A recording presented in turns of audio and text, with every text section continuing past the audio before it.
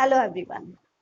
Today we will study the uniform circular motion. This is the last topic of chapter 4, right? Before we proceed, we need to understand what is the meaning of uniform circular motion and a few important terms related to it. So what is a uniform circular motion? Uniform circular motion is the motion in which the speed of the body throughout its circular path is constant. So if this is the circular path, the body is moving on it. So at every point, the speed, the magnitude of this velocity is constant, but the direction continuously changes. So that's why this is called uniform circular motion.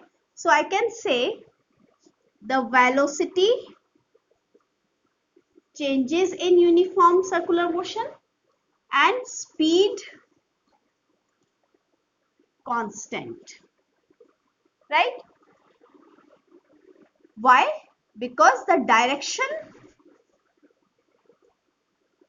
of velocity changes at every point. Okay, so this is uniform circular motion.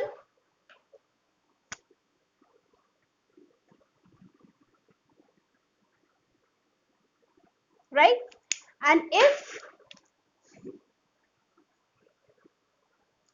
the speed also changes, then it is called as non-uniform circular motion. So if the speed changes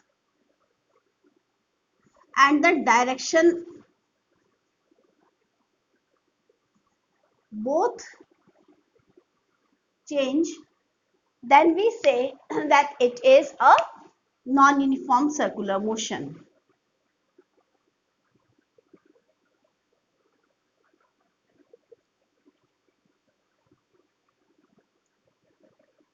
Right? So now we have some important terms which we need to discuss before we proceed to the next concepts.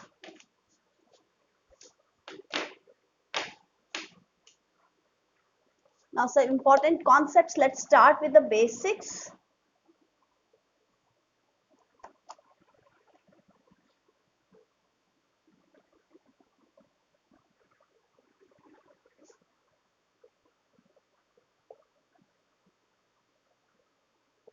So for these important terms, let's consider a circular path, right? Where the body is moving from A to point B. This is the radius. This is also the radius, right? From here to here, if the time taken is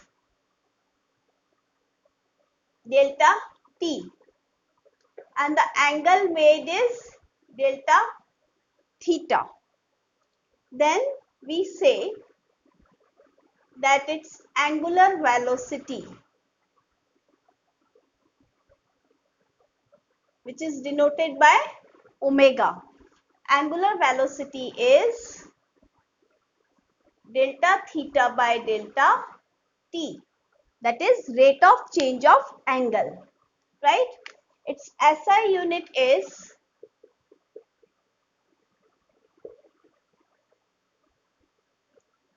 radians per second, because theta is in radians and time is in seconds. We can draw another diagram for this case. Suppose at this point, this is O, this is C, this is A, this is B, right? And the radius here is R in every case. Suppose here time t is 0, here time is t1, here time is t2. At this place, the angle is theta 1. At this place, the angle is theta 2, right? Then from A to B,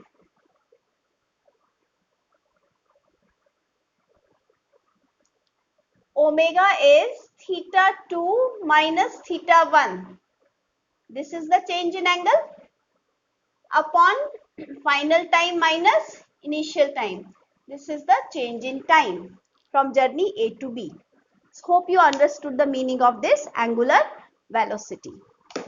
Now I'll rub the board and we'll move on to the next concept.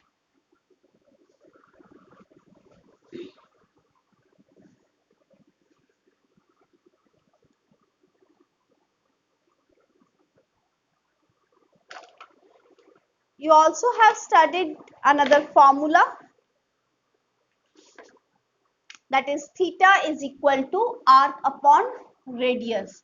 So if we talk about this concept, this was our first concept. Second is the relation between theta and r.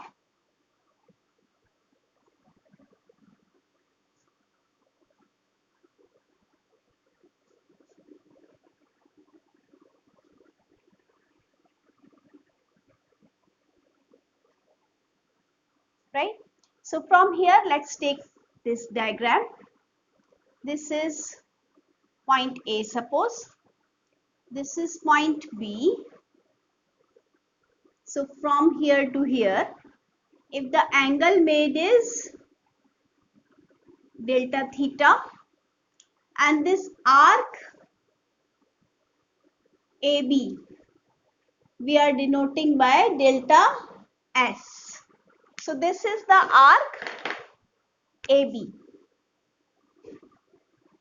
Okay, and this is the radius. So you have studied this formula in mathematics, that theta is equal to arc upon radius, right? Next important concept is the relation between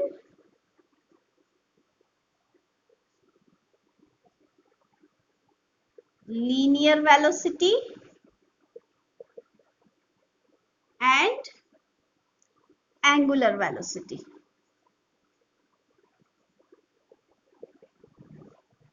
So what is linear velocity? Linear velocity is denoted by v and angular velocity is denoted by omega, right? So let's take this equation. We know that theta is arc upon radius. So we can mention here this is arc upon radius, right? So we divide this by time. So this will give delta theta upon delta t is equal to delta s upon delta t into r. Now we can apply limit on both the sides. We know that delta is a bigger change and small d, if we replace it in the form of differentiation, we can write in the form of differentiation if we apply this limit. Limit delta t tends to 0. On right side also I will apply the same limit. Limit delta t tends to 0. So that's why it can now be written as d theta by dt is equal to ds by dt and into 1 upon r. Here also we can write, when we apply the limits, that omega is d theta by dt. So we can mention over here that if we apply the limit delta t tends to 0, then delta theta upon delta t can also be written as d theta by dt, right? So now I'll have to rub this part.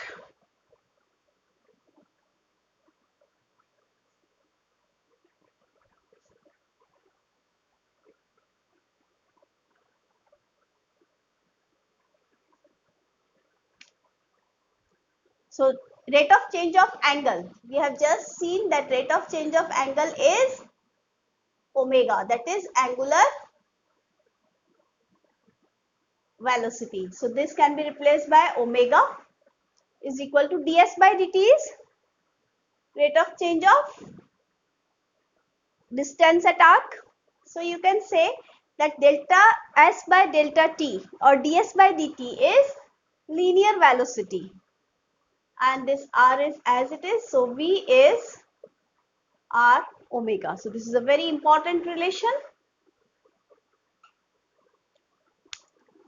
Then we are proceeding to some other concepts. We know that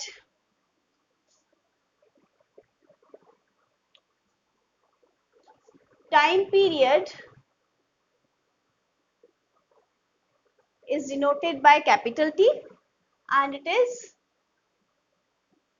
the time in which one revolution is completed. So time taken to complete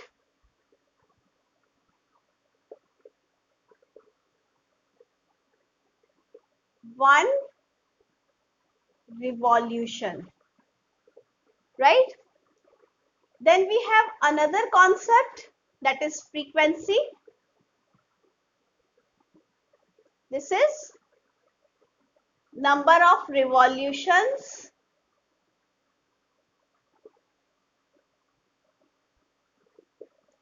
per second.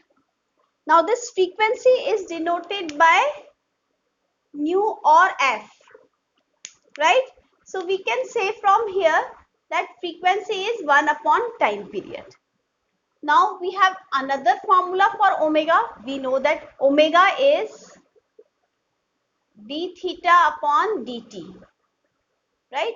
If we talk about one rotation, that means if a body comes back to this position after completing this circle, so what is the total angle made in this circular path?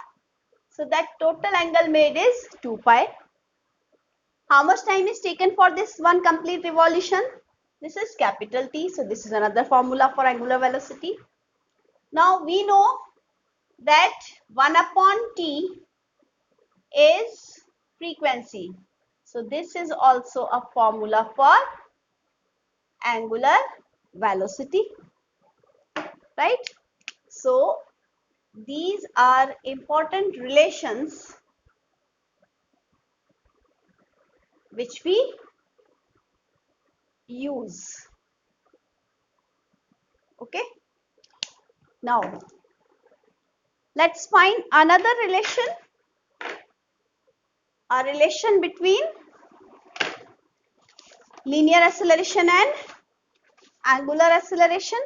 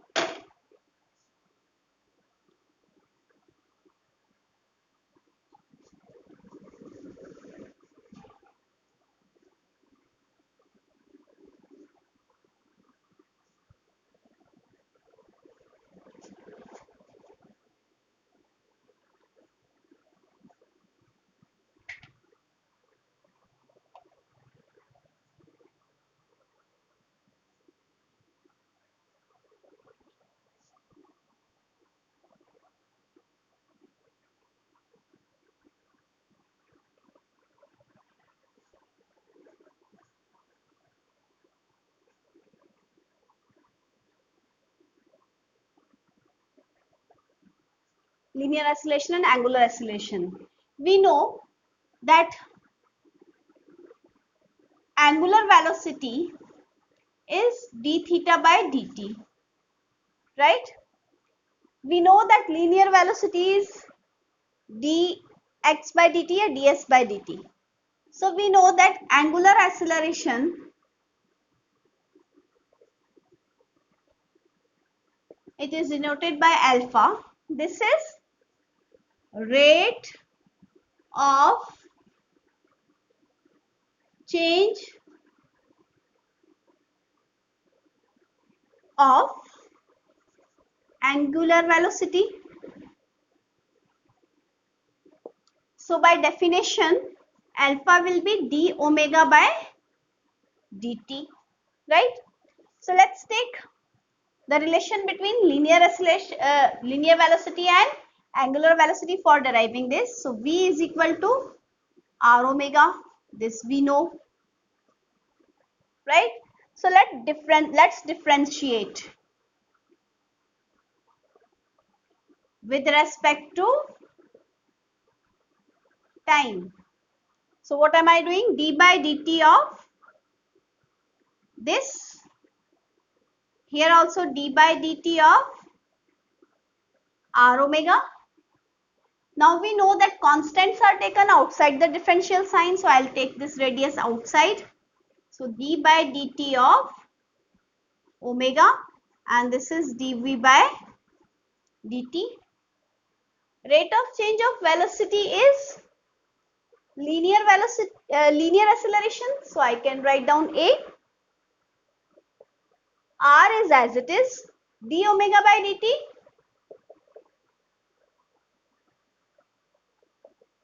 is alpha.